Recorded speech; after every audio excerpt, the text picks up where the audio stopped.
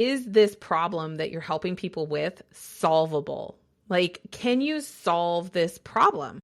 Something that a lot of coaches and consultants, they mess up. They choose problems that are really not solvable.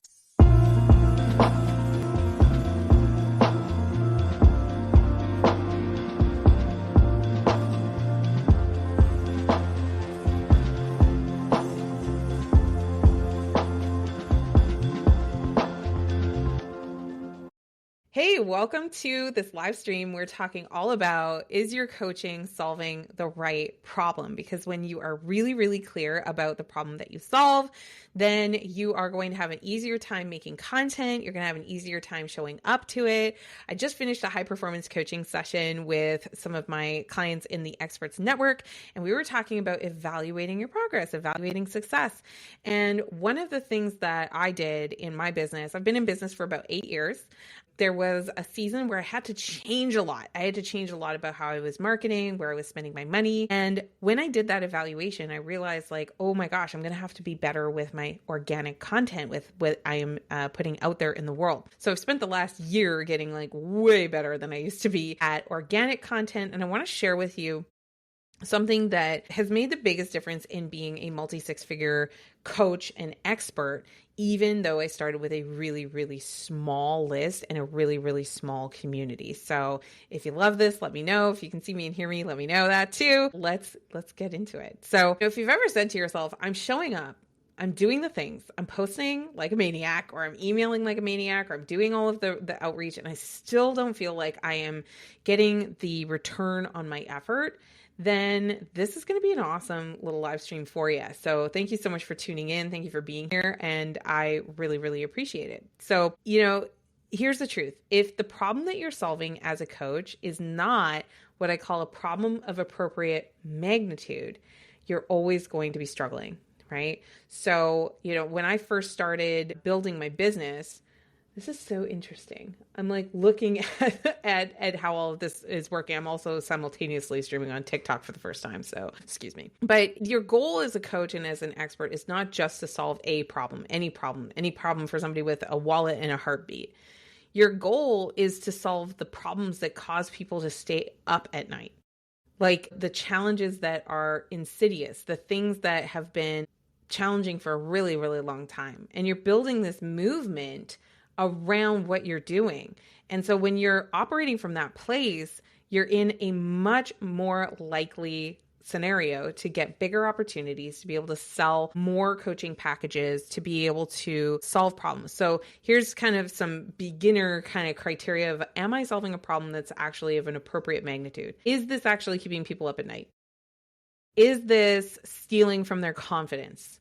Or is this blocking them in some way from their desires? Because if that's true, then you might be on your way. Okay, so here we go.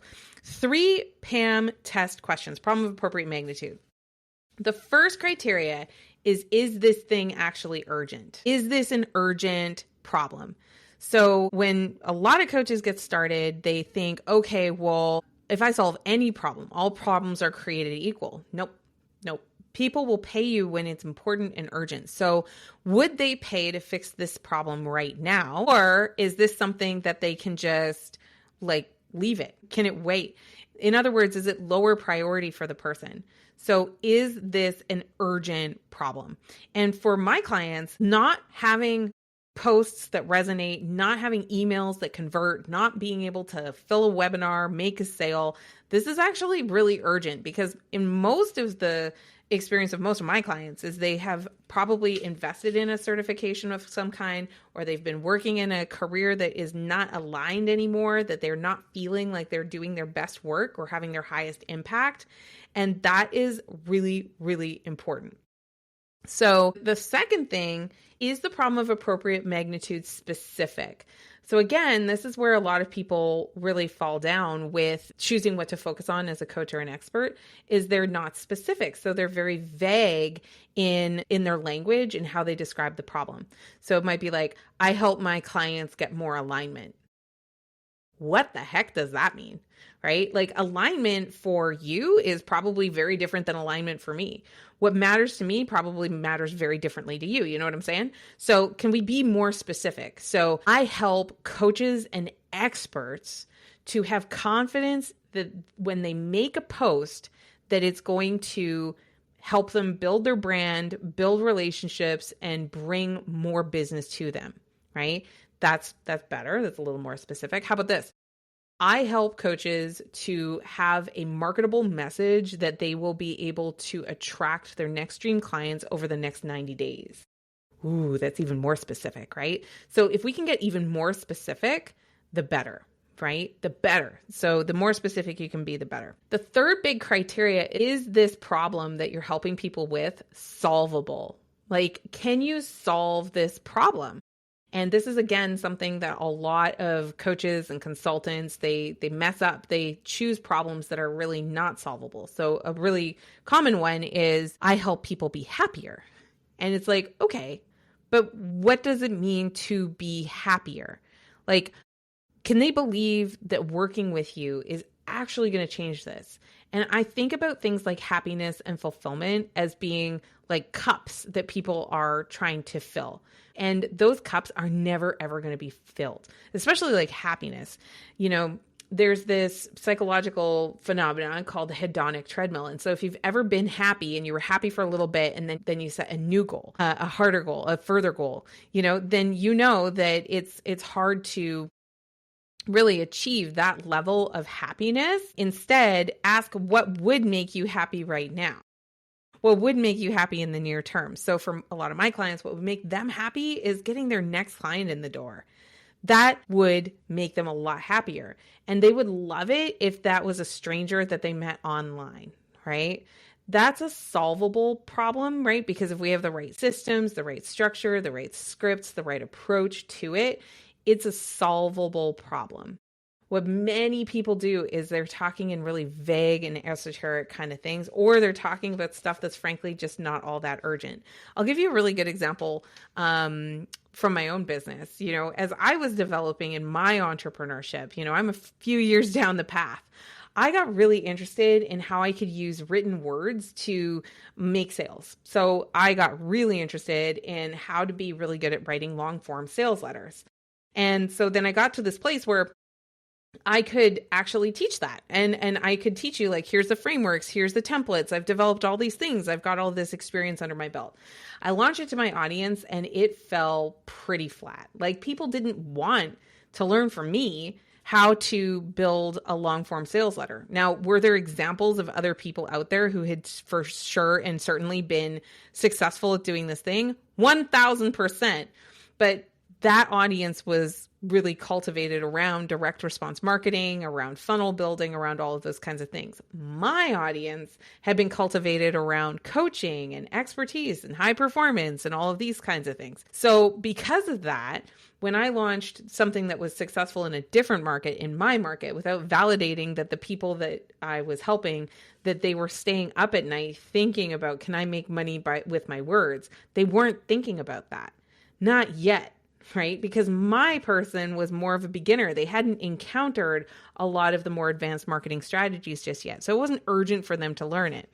It also was not specific enough to their circumstances. So if I had taken that exact same program and I was very specific about, you know, how to write words that sell on your behalf without you having to have sales calls. And I was really specific about the value that it offered instead of just saying it's a long form sales letter, which was, of course, marketing jargon.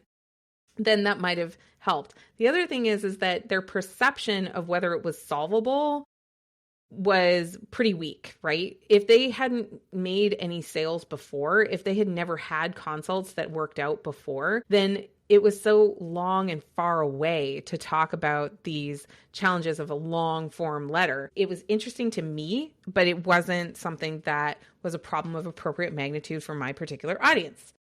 So if you're not getting heck yes energy from your audience, What might be happening is one or more of those three things are missing. And just to kind of recap that again, it's not urgent, as in it's not something they need right now. It's not specific enough, as in it's not clear that it's for them and not for other people, for them and not for other people. And or it's not solvable. You haven't mapped out the exact step-by-step framework that they need to follow. Now, if you have been kind of working on this for a long time and you're just like, I need some help. I want some feedback. I want you to know that I do free coffee sessions with people where I will sit down with you. You buy me the equivalent of a cup of coffee, and then you get onto my calendar and 20 minutes sales-free zone. I just help you, right? Now, of course, I do that because some people ask for more help after that experience, but I do really actually want to help as many people as I can in the month of June. And so if you want to have coffee, you can just head over to my link in bio, my profile, and you can request coffee.